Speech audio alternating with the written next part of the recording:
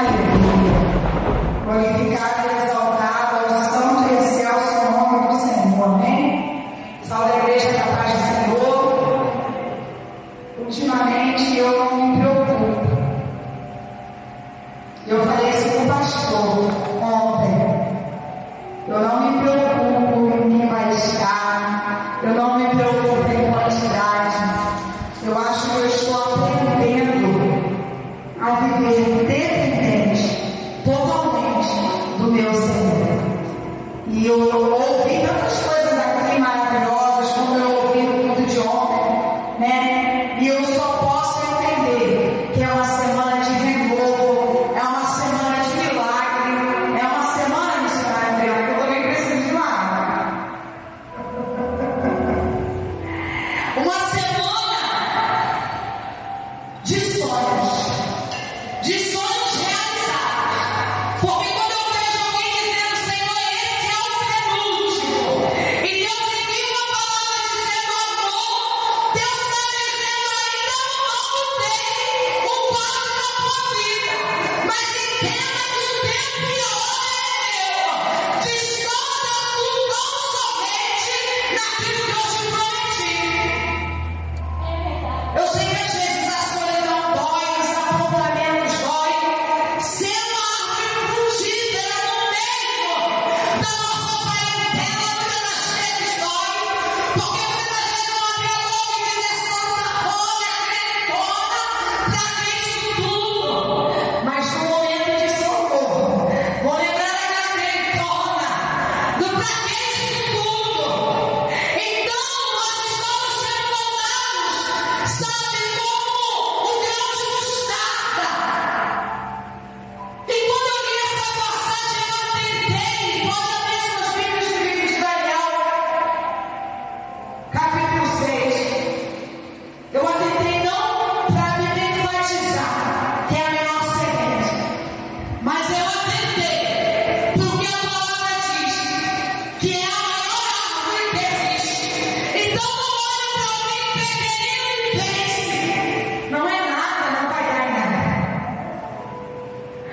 Porque às vezes o processo que nós temos passado, só Deus ele sabe o tempo, só Deus ele contempla a hora.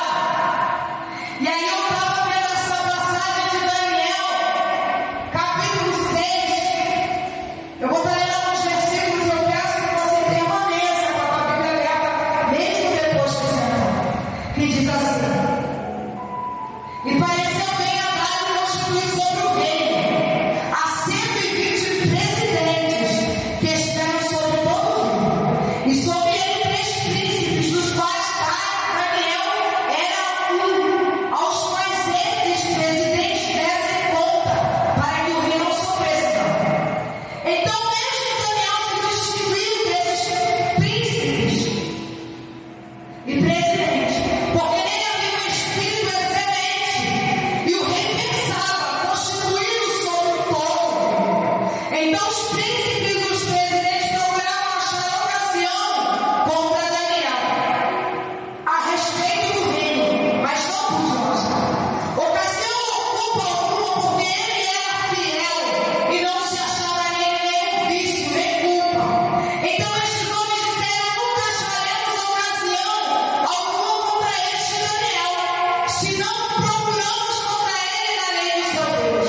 Então estes príncipes e presidentes foram junto ao rei e disseram-lhe assim: ó rei Dário, vive eternamente. Todos os príncipes do reino, os prefeitos, presidentes, capitães e governadores tomaram conselho a fim de estabelecer retido leal e fazer firme este mandamento: que qualquer que por espaço de 30 dias fizer uma petição a qualquer Deus ou qualquer homem, a não ser a ti, ó rei, seja lançado na cova dos leões.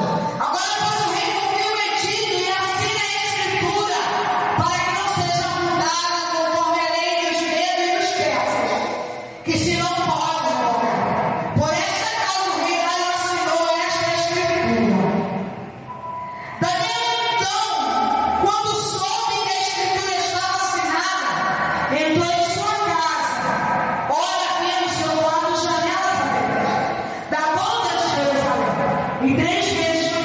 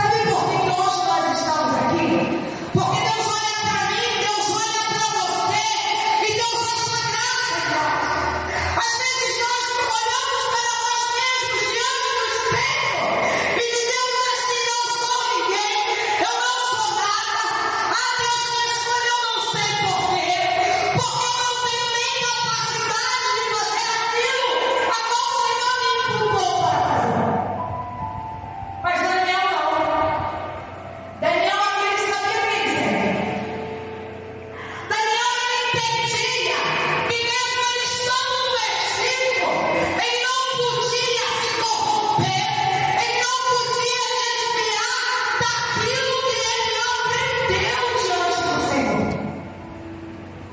Sabe por que muitas vezes nós pecamos diante do Senhor? Porque nós sabemos aquilo que o Senhor quer. E em dados momentos nos colocamos na caverna, em dados momentos achamos que somos incapazes, em dados momentos nós duvidamos de nós mesmos por conta da adversidade, por conta da circunstância. Mas eu vejo aqui Daniel, ele entendia bem quem ele era na presença de Deus, ele entendia bem o que ele tinha que fazer. Porque ninguém chegou para Daniel e falou: Daniel, tu é um Egito. Porra, tu pode fazer tudo de errado, porque aqui o povo não tem o temor que tu tinha de onde tu veio, porque aqui o povo não tem esse negócio de orar, de jejuar, de buscar, de saber aquilo que é certo e saber aquilo que é errado, e ao invés de evitar, não eles fazem. Daniel entendeu que ele estava numa terra estranha. Ele estava distante do povo. Mas aonde quer que nós vamos, aonde quer que nós estejamos, o Senhor vai sempre estar conosco. Seja no Egito, seja na África, seja em São Paulo, aonde quer que vamos. Porque intimidade, ela é em qualquer lugar. Você não precisa subir monte para dizer: estou íntimo de Deus, porque eu não saio do monte. Estou íntimo de Deus, porque eu estou jejuando. Estou íntimo de Deus, porque tenho posto meu joelho todo dia para orar 3 horas. Estou íntimo de Deus, porque eu levanto meu joelho e olho o carro. Não, glória a Deus. Daniel entendeu que ele estava no Egito, mas ele precisava fazer aquilo que ele sempre fazia. Porque quando nós somos fiéis ao Senhor, Ele tem fidelidade para conosco. Quando o Senhor ele olha lá nos olhos dela e diz: verdadeiramente, a Adriana, ela tem o temor de Deus. Então, se ela tem o temor a mim, eu vou fazer algo. Eu vou movimentar as águas. Ela não precisa ficar esperando o tanque, ficar com a água remexendo e alguém correr na frente dela. Vou eu mesmo conceder a ela. Sabe por que hoje nós olhamos para a casa do Senhor e não contemplamos milagres, prodígios e maravilhas? Porque não estamos usando a autoridade a qual o Senhor nos inculcou. Pisarás de serpentes e escorpiões, fugindo do diabo e ele fugirá de vós. Eu não vejo Deus dizendo aqui para mim e para você: olha, cara, o diabo, tu tem força. Isso é mentira. Ninguém aqui pode encarar Satanás. Eu não tenho força, mas se eu tiver intimidade com para eu tomar autoridade sobre a minha vida, para determinar aquilo que eu quero, para determinar sobre a vida da minha parentela, para determinar sobre a vida de um amigo, para determinar sobre a vida até de quem eu não conheço. Sabe por quê? Porque a oração, ela move o coração de Deus. A oração é intimidade com o Senhor. E daí, no meio de 120 homens, ele enxerga Daniel. Sabe por quê? Não é sobre ter, é sobre ser. Não interessa o que você tem. O que interessa é o que você é diante do Senhor.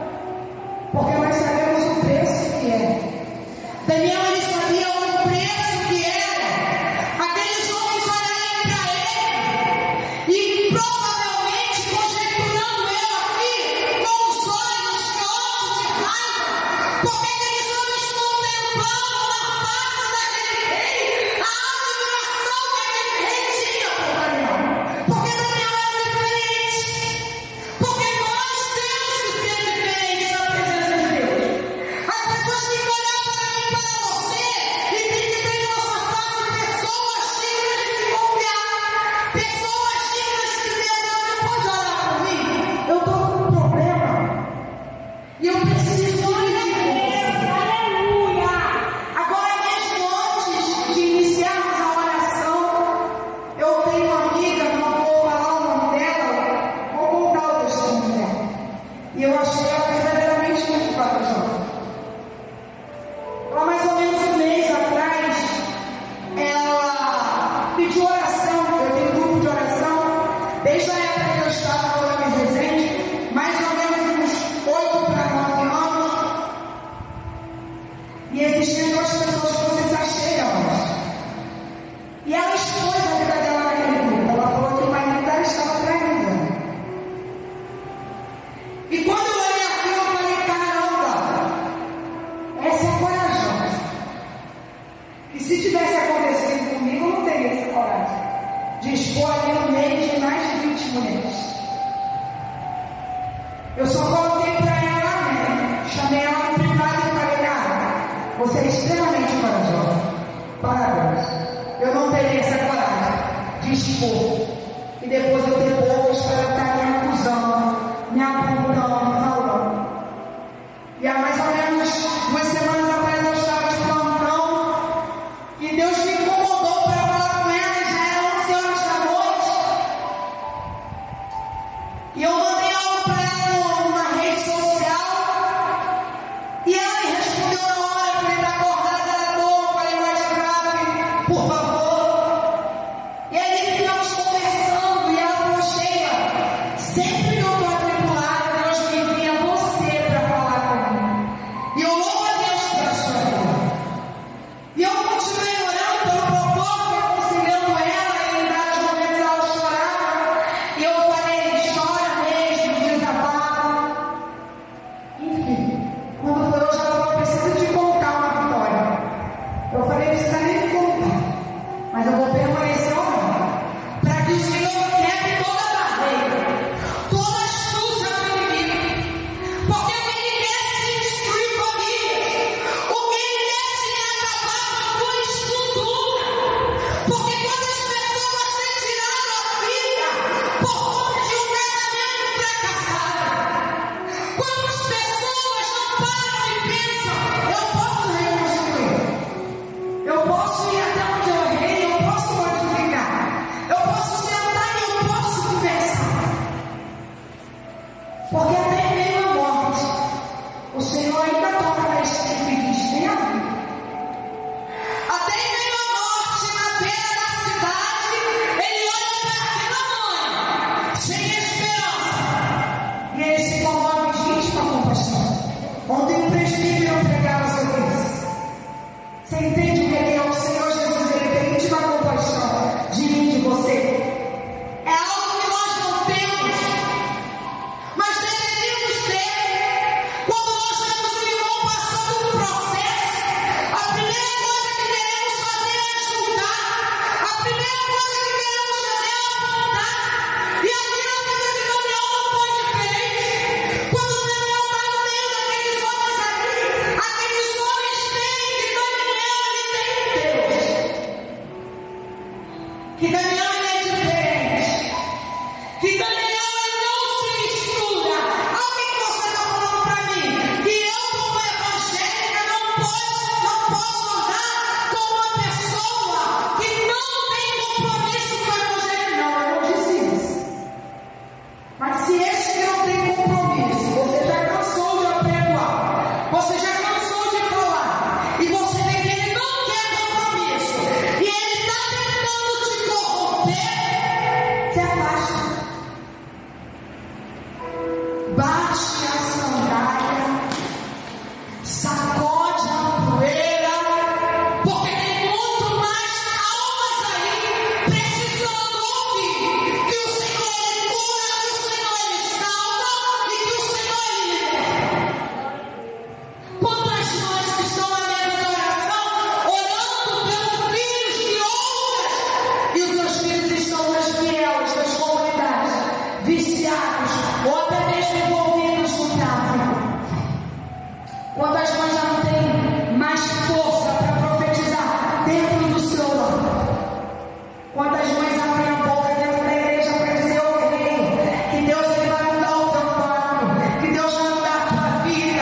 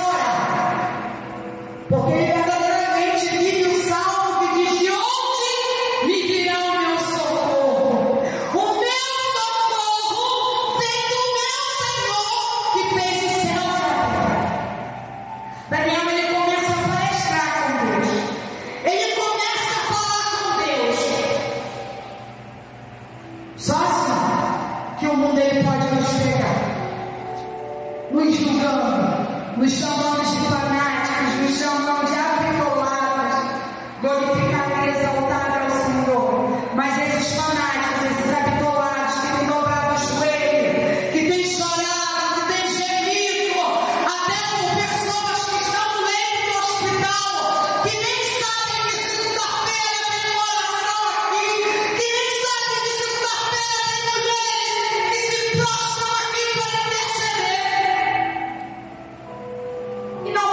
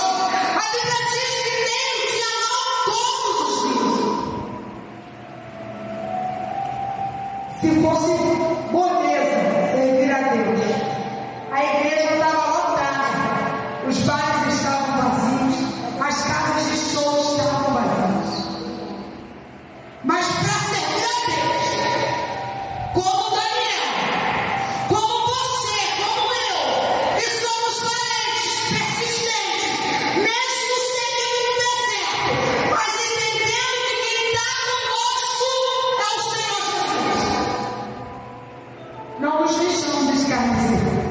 Daniel foi lançado ali. Eu acredito que Daniel nem se espantou com aqueles leões. Ele pensou, isso aí para Deus é tudo moleza. Mas todavia seja feita a sua vontade. E aí eu posso conjecturar que os próprios anjos do Senhor cercaram a Daniel. E o Senhor manteve a boca daqueles leões lacrada, vendada. E aquele rei pela manhã, eu acredito que não tinha ninguém mais impaciente para saber quem era o Deus de Daniel quando o rei Dário. Quando o rei Dário chega lá naquele poço, naquela cova, e manda que abra ali, ele fala baixinho: Daniel, porque eu e você sabemos o poderio de Deus. Porque eu e você sabemos o que Deus ele pode fazer. Ele pode tocar uma pessoa que está com o diagnóstico de última fase de câncer e dizer: vai viver. Ele pode tocar naquela criança que eu vi sexta-feira e dizer: vai não dá não, porque é para honrar e glorificar o nome.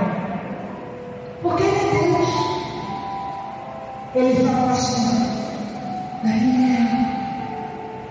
E quando Daniel responde, eu acredito que Daniel pode contemplar verdadeiramente o Deus da oração de Daniel. E eu acredito, conjecturando dentro